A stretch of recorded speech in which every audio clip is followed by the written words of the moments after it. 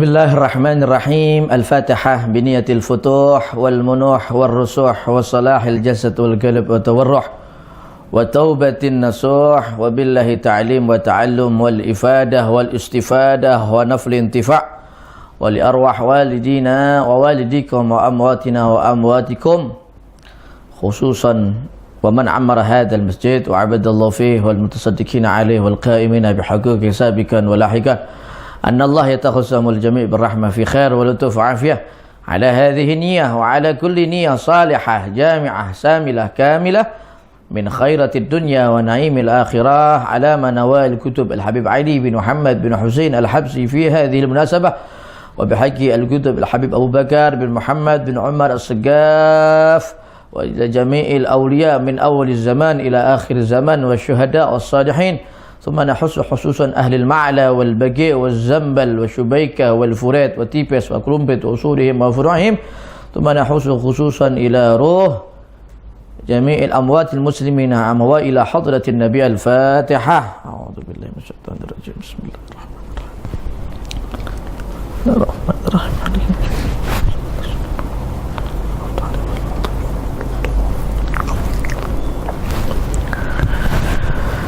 Assalamualaikum warahmatullahi wabarakatuh.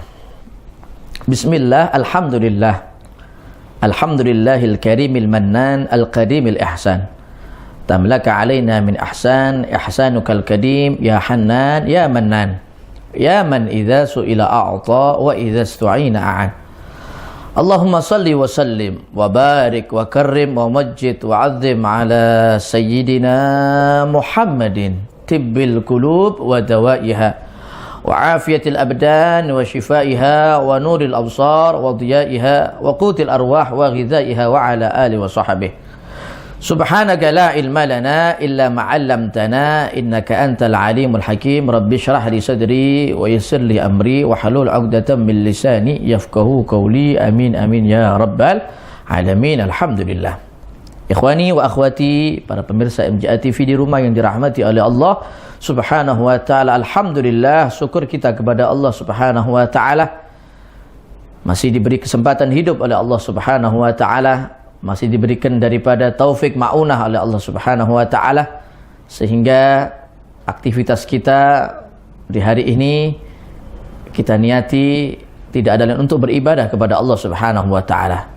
Kita duduk bersama keluarga kita diniati ibadah kepada Allah. Kita bercengkrama dengan anak-anak kita. Kita masih stay at home ya, di rumah kita. Tidak ada semua ini kita niati untuk beribadah kepada Allah Subhanahu wa taala. Apalagi kita ada di bulan suci Ramadan. Bulan yang mulia, bulan yang agung, bulan yang kemarin sudah kita bahas bagaimana bulan-bulan yang luar biasa. Jangan sampai kita sepelekan, kita remehkan waktu demi waktu di bulan suci Ramadan tersebut. Waktu demi waktu di bulan Ramadan ini. Sebagaimana kemarin kita kisahkan bagaimana orang-orang yang ada ihtimam, perhatian di bulan suci Ramadan tersebut dikasih pahala, dikasih ganjaran oleh Allah, masukkan ke surganya Allah Subhanahu wa taala. Bayangkan, meskipun beliau kafir, majusi, tapi gara-gara ada ihtimam perhatian di bulan Ramadan, sebelum dia wafat, diwafatkan oleh Allah, diganjar oleh Allah menjadi hamba yang Islam, mukmin, wafat dalam keadaan husnul khatimah. Alhamdulillah. Kita sekarang akan membahas bagaimana pentingnya kita di bulan Ramadan ini kita membaca daripada Al-Quran. Jangan sampai kita lepas hidup kita dengan Al-Quran. Karena Al-Quran suatu kitab yang memang khusus untuk diturunkan oleh Allah kepada Nabi Muhammad. Dan tentunya kita sangat beruntung menjadi umat Nabi Muhammad dikasih kenikmatan yang berupa Al-Quran. Al-Quran adalah mukjizat terbesar Nabi Muhammad. Bagaimana mukjizat-mukjizat Nabi Muhammad yang luar biasa. Bahkan salah satu mukjizat Nabi Muhammad yang air keluar dari sela jemari Nabi Muhammad SAW itu masih kalah dengan mukjizat Al-Quran. Makanya dikatakan oleh para ulama, wa khairun ma'in ma'un kutnaba memimbaini ashabin nabil mujtaba. Dikatakan sebaik-baik air yang mengucur adalah air yang keluar dari sela jari jemari Nabi Muhammad. Bayangkan, air sebaik-baik air adalah air yang keluar dari jari jemari Nabi Muhammad. Insyaallah mudah-mudahan kita semuanya meminum dari bara air yang keluar dari jasad suci Nabi Muhammad sallallahu alaihi wasallam. Itu adalah sebaik-baik air. Mukjizat Nabi Muhammad, ya. Mukjizat besar Nabi Muhammad, tapi tidak kalah dengan Al-Qur'an, ya. Tidak kalah dengan Al-Qur'an. Karena Al-Qur'an sangat mulia, lebih-lebih kita baca di bulan mulia ini, bulan Ramadan. Makanya dikatakan dari sahabat Ibnu Mas'ud radhiyallahu anhu, "Inna hadzal Qur'an ma'dubatullah fa'aqbalu ma'dubatuh mastata'tum." Karena kata Rasulullah SAW, Al-Quran ini merupakan hidangan atau jamuannya Allah Subhanahu wa Ta'ala. Ya. Maka ambil sebagian daripada hidangan, ambil daripada jamuan Allah tersebut, mastata'tum, semampu kamu, kata Rasulullah SAW. Kita mampu mengambil hidangan atau jamuan Allah Subhanahu wa Ta'ala ini, mampunya membaca satu lembar satu hari atau habis sholat, fadhal, monggo, semampu kamu. Atau lebih daripada itu, ya, satu juz habis sholat, monggo, ahlan wa sahlan, monggo, lebih bagus. Atau lebih banyak daripada itu, sangat bagus sekali, semampu kamu, kata Nabi Muhammad. Karena apa? Al-Quran ini adalah hidangan yang dihidangkan oleh Allah Subhanahu wa Ta'ala agar supaya kita nikmati, ya, kita nikmati. Semampu kita ambil hidangan daripada jamuan Allah Subhanahu wa Ta'ala, hidangan Allah Subhanahu wa Ta'ala ini. Makanya sangat-sangat nista sekali kalau kita di bulan Ramadan ini sama sekali tidak memegang daripada mushaf Al-Quran, wal'iyadu billah. Ya, tidak ketang mampu kita satu lembar sudah satu hari. Atau mungkin waktunya sudah sibuk, tidak mau ini itu, paling tidak satu ayat, kebangetan kalau sudah satu ayat seperti ini. Maka dari itu, ayo kita gunakan. Ya, apalagi kita masih dikasih kesempatan, luangan waktu kita. Ya, yang mungkin biasanya kita di sore-sore kayak gini nih, kita sibuk dengan kerjaan kita. Alhamdulillah kita di rumah, kita megang Al-Quran, prinsip-prinsip Al-Quran anak-anak kita.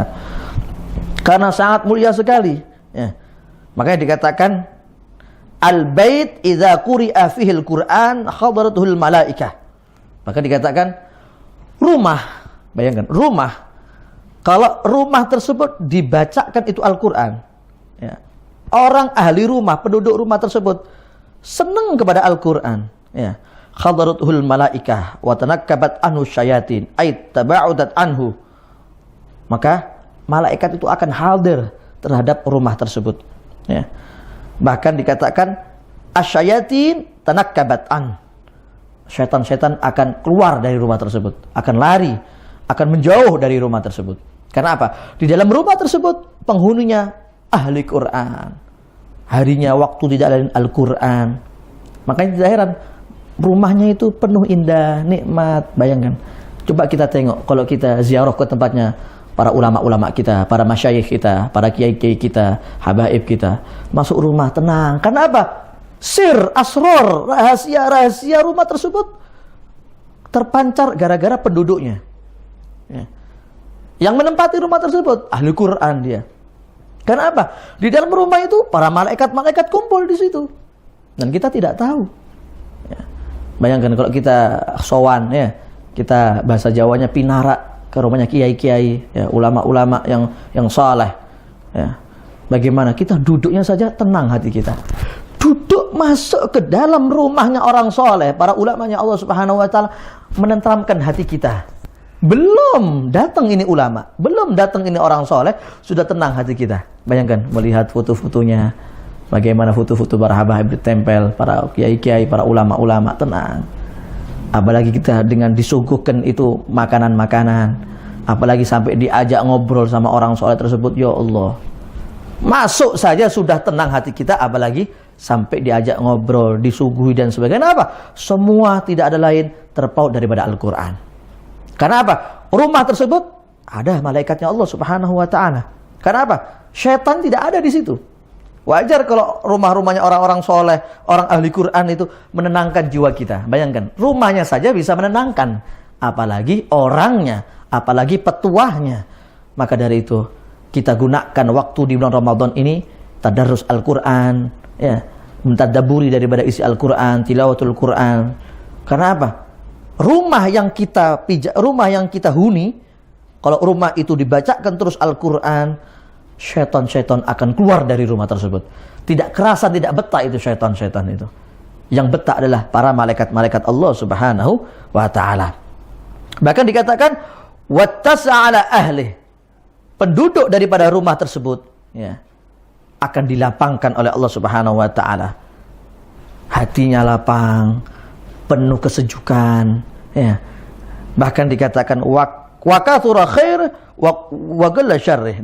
Dikatakan penduduk yakni rumah penghuni daripada rumah tersebut akan dipenuhi daripada kebaikan-kebaikan, bahkan sedikit daripada kejelekan-kejelekannya.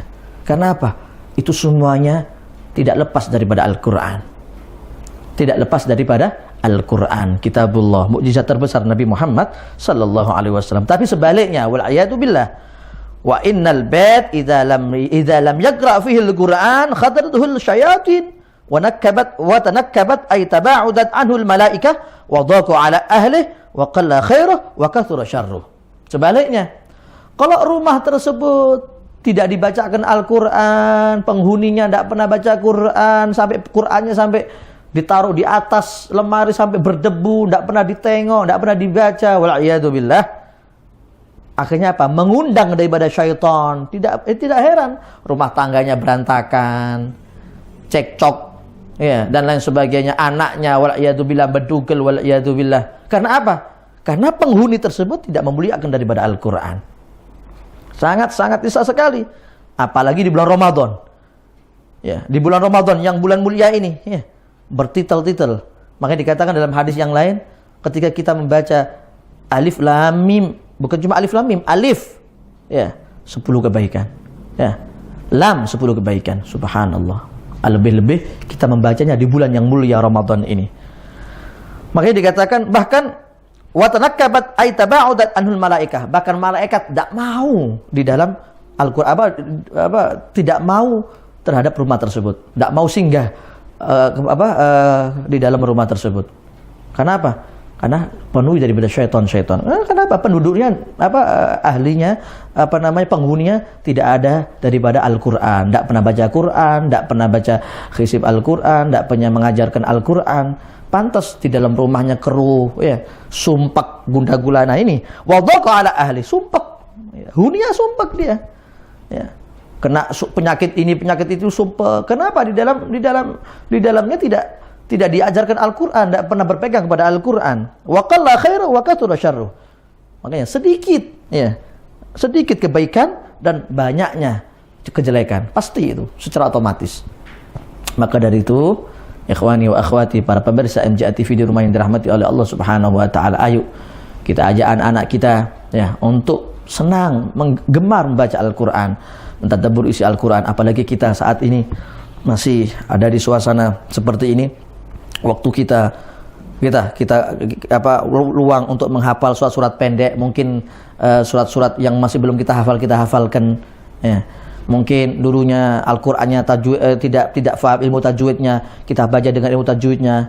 Tentunya dengan ajaran seorang guru. Kita mungkin kalau kita tidak mampu, kita datangkan guru kita, ya. Kita datangkan guru untuk mengajari kita, istri kita, anak-anak kita. Ini penting, ikhwan yang dirahmati oleh Allah.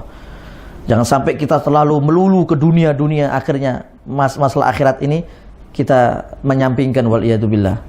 Buat apa? Maka dikatakan ada satu petuah itu, dikatakan buat apa sarjana kita S1, S2, S3, S berapapun itu, tapi tidak tahu, tidak bisa membedakan mana huruf sa, mana huruf sin, mana huruf za, tidak tahu dia. Buat apa? Maka dari itu mari kita pelajari Al-Qur'an, kita tularkan daripada ilmu-ilmu Al-Qur'an kepada anak-anak kita, kepada istri kita, keluarga kita. Tentunya sebagaimana tadi diceritakan, dikisahkan, rumah yang dibacakan daripada Al-Qur'an akan teduh, akan nikmat, akan sedikit daripada kejelekan, banyak daripada kebaikan-kebaikannya. Bahkan disebutkan dalam hadis Nabi SAW, an Abi Umamah radhiyallahu anhu anna Rasulullah sallallahu alaihi wasallam qala iqra'ul Qur'an fa innahu ya'ti yaumal qiyamah syafi'an li ashabihi. Kata Nabi SAW, bacalah Al-Qur'an. Bacalah Al-Qur'an. Karena apa? Fa innahu ya'ti yaumal qiyamah syafi'an li ashabihi. Nanti kelak di yaumil qiyamah Al-Qur'an itu akan ngasih syafaat kepada yang membacanya. Bayangkan. Al-Quran bisa ngasih syafaat kepada kita yang membacanya.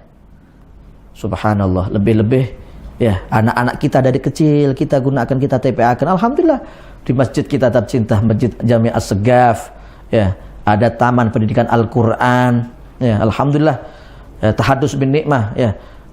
Sekarang murid-murid kita Masya Allah luar biasa semangatnya ngaji Al-Quran, ya. Bahkan anak-anak yang TK saja Masya Allah, alhamdulillah TK sudah bisa membaca Al-Quran dengan baik, ya. Ini tidak ada lain apa, pengaruh orang tuanya, perhatian, ihtimam orang tuanya kepada anaknya. Makanya ketika melihat rumah-rumah yang dibacakan Al-Quran, tenang hidupnya. Anaknya meskipun lari ke sana ke sini tapi tenang, enak, ya. Beda dengan rumah-rumah yang tidak dibaca daripada Al-Quran. Bacanya cuma novel, ya, TV dan lain sebagainya. Waliyadzubillah. Akhirnya bagaimana? Ya sudah. Ya, masuk rumah belum ketemu orangnya sudah susah, ya. Sudah hatinya sudah tidak nyaman lagi. Karena apa? Ya tadi ini. Efek daripada Al-Quran sudah tidak ada di dalam rumahnya. Waliyadzubillah. Maka disebutkan dalam sebuah riwayat lagi tentang keagungan Al-Quran. An Ibnu Umar radhiyallahu anhu qala Rasulullah sallallahu inna hadhil qulub tasda' kama yasda'ul hadid idza asabahul ma'. Hati kita ini, kata Rasulullah, inna hadzal qulub, kita semua punya hati. Hati kita ini akan berkarat, ya. Sebagaimana kama yasda'ul hadid idza asabahul ma', sebagaimana besi kalau sering ketetesan air akan berkarat. Sebagaimana hati kita. Hati kita ini bisa berkarat, ya. Ya Rasulullah, sahabat nanya, ya Rasulullah, wa ma jala'uha, bagaimana cara membersihkan hati ya Rasulullah? Bagaimana cara membersihkan hati yang berkarat ini ya Rasulullah? Qal kasratu dzikrul maut wa tilawatul Quran. Kata Rasulullah, kalau hati kita berkarat, kepingin hati kita bersih agar supaya tidak berkarat lagi, sering-sering mengingat mati. Sering-sering mengingat mati. Nah, bagaimana tujuan kita hidup di dunia ini tidak ada untuk apa? Nanti akan kita mati, kita akan kembali kepada Allah Subhanahu wa taala. Makanya inna lillahi wa inna ilaihi rajiun. Kita ini punya Allah dan kita akan kembali kepada Allah Subhanahu wa taala, ya. Tapi bagi thalabul ilm, bagi santri-santri, pemuda-pemuda, orang-orang penuntut ilm, para salaf kita mengajarkan jangan sampai kita itu sering dzikrul maut. Akhirnya kita tidak ada semangat lagi untuk thalabul ilm. Nah, bagi para santri tidak dianjurkan untuk selalu mengingat mati, ya. Kalau para santri muda-muda ini selalu ingat mati, khawatir akhirnya tidak semangat mencari ilmu agama nantinya. Ya, seperti itu. Khusus bagi para thalabul ilm, tulabul ilm, ya, para santri, santriwan, santriwati, semangat ya untuk apa? Untuk belajar terus. Ya, untuk belajar. Jangan sampai memikir-memikir tentang kematian. Ya, kalau bagi orang, makanya ajaran salaf kita itu, kalau bagi khusus santri tidak diperkenankan untuk sering mengingat daripada kematian. Ya, mungkin yang sudah tua-tua, ya, sudah bolehlah kita untuk mengingat daripada mati. Agar supaya apa? Hati kita tenteram, hati kita yang karatan itu bersih. Apalagi wa tilawatul Quran. Ya, selalu membaca Al-Quran. Insyaallah dengan bait-bait Al-Quran, ayat demi ayat, surat demi ayat, surat yang asal muasalnya hati kita keruh, keras, atos. Gara-gara tadi ini tilawatul Quran, akhirnya apa? Bersih. Yang asal muasal berkaratan akhirnya bisa kincolong bersih. Nah, siapa yang ngomong? Rasul sallallahu alaihi wasallam. Nah, mungkin di antara kita, hati kita mungkin gundah gulana ini itu dilihat. Kita kira-kira 24 jam ini berapa surat yang kita baca, berapa ayat yang kita baca. Jangan-jangan cuma sedikit. Jangan-jangan maksiat kita lebih banyak daripada amal taat kita. Waliyadzubillah. Maka dari itu ikhwani, akhwati, para pemirsa MJA TV di rumah yang dirahmati oleh Allah Subhanahu wa taala, mari kita maksimalkan kehidupan kita, waktu kita baca Al-Qur'an. Sebagaimana hadis Nabi sallallahu alaihi wasallam, afdalu ibadati ummati tilawatul Qur'an. Kata Rasulullah, paling utama-utamanya ibadah umatku tidak lain adalah tilawatul Qur'an, baca Al-Qur'an. Sungguh sangat mulia sekali. Bayangkan kalau melihat anak-anak kita, bayangkan kelas SD, kelas 1, kelas 2 baca Quran dengan tartil, dengan tajwid, nikmat sekali. Meskipun bapaknya masih belum bisa, tidak apa-apa. Yang penting kita usaha untuk bisa. Jangan sampai anak kita bisa, orang tuanya tidak bisa. Jangan. Kita berusaha lah. Gimana Ustaz? Saya udah tua, ini itu, tidak apa-apa. Yang penting anaknya jangan sampai dikendorkan semangat untuk mengkaji Al-Quran. Makanya Orang tuanya bagaimana? Boleh tidak kita baca? Tetap belajar, tidak apa-apa. Sama anaknya belajar, semangat kita membaca Al-Quran.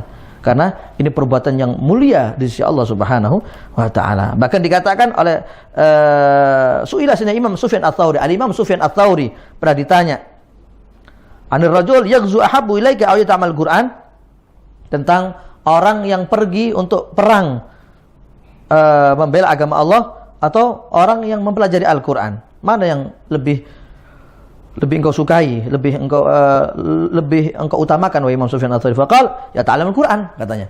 Aku lebih aku cintai ya ta'allamul Qur'an, belajar daripada Al-Qur'an. Kenapa? Li'anna Nabi sallallahu alaihi wasallam khairukum man ta'allamal Qur'an wa 'allamah.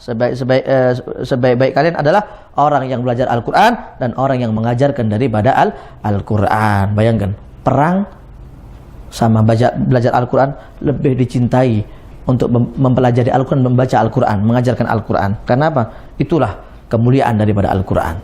Tentunya Al-Quran yang kita baca harus kita punya guru, ya, harus kita punya guru. Ya, jangan sampai maaf banyak di luar sana hafal Quran, hafal surat-surat di dalam Al-Quran, bahkan 30 juz hafal, tapi dia tidak mengerti hakikat daripada Al-Quran, akhlak bagaimana cara membaca Al-Quran. Maaf, kadang Al-Qurannya ditaruh di lantai. Hati-hati. Ya. Kalau kita sudah tidak ada perhatian di dalam syiar seperti ini saja, bagaimana mungkin Al-Quran akan ada di dalam hati kita? Cuma lesan saja. Ya. Kita baca Quran dengan fasih cuma di lesan, tapi tidak meresap di dalam hati kita. Makanya hati-hati. Bagaimana para salaf kita, para masyayikh kita, habaib kita, kiai kita mengajarkan. Ya. Sebelum kita mengenal Al-Quran, kita harus mengenal dulu siapa yang membawa Al-Quran. Tentunya baginda Nabi kita Muhammad sallallahu alaihi wasallam. Karena banyak sekarang di akhir zaman ini, ya, sekolah-sekolah harus hafal ini, harus ini, ya. Tapi dia tidak ngerti bagaimana akhlak membaca Al-Quran, bagaimana tata cara membaca Al-Quran. Bahkan wal'iyadzubillah, kadang maaf saya pernah ketemu di satu tempat itu. Dia senangnya mengantongi Al-Quran kecil, kemana dibawa. Tapi ketika dia baca, saya baca, langsung taruh di lantainya, di sejajar dengan kakinya. Ya Allah, dia Al-Qur'annya hafal, tapi tadi ini dia sudah merobohkan daripada sisi baik atau merobohkan daripada hakikat Al-Qur'an itu sendiri. Kenapa? Dia tidak beradab dengan Al-Qur'an, dia tidak berakhlak dengan Al-Qur'an. Akhirnya bagaimana? Ketika orang itu melihat, ya tadi ini tidak ada ajinya, tidak ada haibahnya sama sekali. Meskipun dia hafal Quran, tapi cuma di lisan, tidak membekas dalam hatinya. Tapi kalau para ulama kita mengajarkan bagaimana Al-Quran kita junjung tinggi, bahkan dulu kalau kita itu di desa-desa pegang Al-Qurannya tidak boleh dengan pegangan gini, tapi harus betul-betul ditakdimkan. Ini merupakan akhlak yang pernah diajarkan oleh baginda Nabi kita Muhammad sallallahu alaihi wasallam. Jangan sampai kita baca Quran, kita hafal, kita fasih dalam baca Al-Quran, tapi kita tidak beradab dengan Al-Quran. Wal'iyadzubillah. Bukan malah ngasih syafaat kelak nanti di yaumil qiyamah, malah sebaliknya ngasih azab, ya, bahkan ngasih laknat kelak. Wal'iyadzubillah. Jangan sampai kita. Kenapa? Dengan perilaku kita sendiri kita tidak beradab dengan Al-Quran. Bahkan disebutkan di dalam kitab Al-Qirtas juz 2 Al-Qirtas disebutkan Rasulullah sallallahu alaihi wasallam beliau pernah bersabda dalam sebuah hadisnya, gal dari anak Ubay radhiyallahu anhu, gal al-huzun thalathah, al-masjid haisin wa zikrullah haisin wa qiraatul Quran haisin. Dikatakan oleh Rasulullah sallallahu alaihi wasallam, benteng atau perisai itu ada 3 benteng. Yang pertama kata Rasulullah, kalau kita kepingin selamat masuk di bentengnya Allah Subhanahu wa taala, yang pertama al-masjid haisin. Kalau kita kepingin dapat benteng dari Allah Subhanahu wa taala, lazimi masjid. Iktikaf di masjid, ya, salat di masjid. Mau apa-apa enak kita. Kenapa? Masjid adalah bentengnya Allah Subhanahu wa taala. Insyaallah, ya, insyaallah kalau mungkin di luar masjid ada ini itu, kalau kita masuk masjid akan aman gitu. Karena kita dapat pelindungan dari Allah, dapat benteng dari Allah Subhanahu wa taala. Yang kedua, kata Rasulullah SAW, wa zikrullahil hasin. Kalau kita kepingin dapat benteng atau perisai dari Allah Subhanahu wa taala, Selalu kita berzikir kepada Allah, selalu ingat kepada Allah. Lisan kita basah mengucap kalimat Allah, la ilaha illallah, subhanallah. Berzikir kita kepada Allah. Bahkan para ulama mengatakan bukan cuma berzikir, tapi selalu mengingat dimanapun, dalam kondisi apapun, selalu ingat kepada Allah subhanahu wa ta'ala. Kalau sudah hamba, sudah mempunyai sifat seperti ini, mengerjakan hal seperti ini, akan mendapat benteng dari Allah subhanahu wa ta'ala. Meskipun orang-orang di luar mau menyelakai model kayak apa, kalau Allah tidak ridho, kalau Allah sudah ngasih benteng perlindungan, tidak bakal bisa akan dicelakai orang tersebut. Karena apa? Allah sendiri yang menjaga orang tersebut. Allah sendiri akan menjaga daripada hamba tersebut. Yang ketiga, wa qiraatul Quran hisin. Orang yang selalu baca Al-Quran, orang yang gemar membaca Al-Quran, mendapat benteng perisai dari Allah subhanahu wa ta'ala. Bayangkan, sungguh nikmat sekali ini, anugerah nikmat yang luar biasa, ya, yang harus kita syukuri bersama. Baca Quran, bayangkan, baca Quran, mendapat benteng dari Allah subhanahu wa ta'ala, dapat penjagaan dari Allah subhanahu wa ta'ala. Bagaimana orang-orang yang hafid Quran, ya, tubuhnya, jasadnya utuh, bayangkan, utuh. Karena apa? Sudah dijaga oleh Allah subhanahu wa ta'ala. Hewan-hewan mau menyelakai dia? Tidak bisa. Karena apa? Allah sendiri yang menjaga. Allah sendiri yang akan ngasih benteng kepada orang ahli Quran tersebut. Maka dari itu ikhwani, para pemirsa MJA TV di rumah yang dirahmati oleh Allah subhanahu wa ta'ala, jangan sampai kita sia-siakan waktu demi waktu di bulan suci yang mulia ini, di bulan yang mulia ini. Jangan sampai kita teledor, tidak membaca daripada bait atau surat demi surat, ayat demi ayat yang ada di dalam Al-Quran. Bahkan dikatakan, diceritakan di sini di dalam kitab Tanbihul Muhtarin halaman 38, hukiya an Ibni Abi Zaid Al-Ghirwani sahib risalah rahimallahu ta'ala annahu a'ta faqih waladihi lamma 'allamahu khizban min al-Qur'an 100 dinar.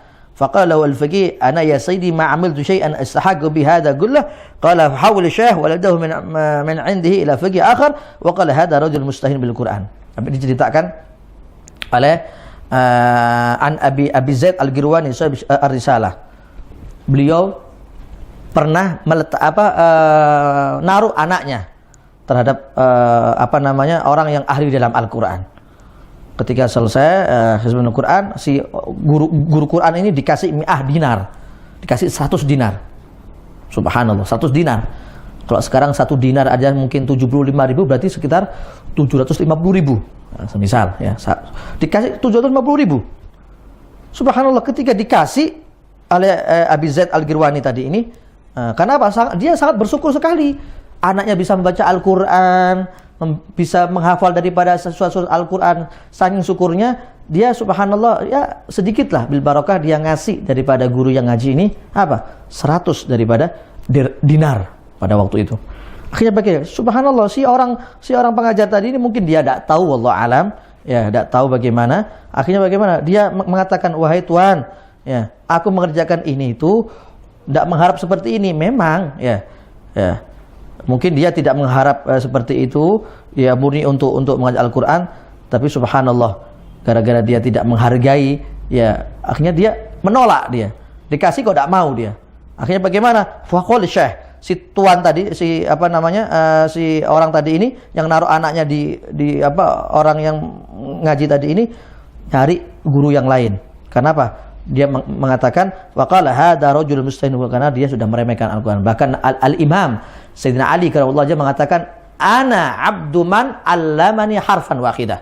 Bayangkan, mantu Sayyidina Muhammad, bayangkan, mantunya Nabi Muhammad aja mengatakan, saya siap menjadi budaknya orang yang pernah mengajari aku tidak ketang satu huruf Al-Quran. Ana abdu man allamani harfan wahidah. Makanya kalau kita bayangkan, ya, satu huruf daripada Al-Quran, Sayyidina Ali siap menjadi budaknya. Namanya budak, mau apa? Mau dijual boleh, mau diapakan boleh. Satu huruf. Lah apalagi ini berhuruf-huruf. Mudah-mudahan kita semuanya dikasih nikmat oleh Allah Subhanahu wa taala, taufik oleh Allah Subhanahu wa taala, bisa betul-betul jaga Al-Quran, bisa betul-betul ngasih kenikmatan untuk terus membaca daripada Al-Quran, dan kelak nanti Al-Quran bisa ngasih syafaat kepada kita semuanya.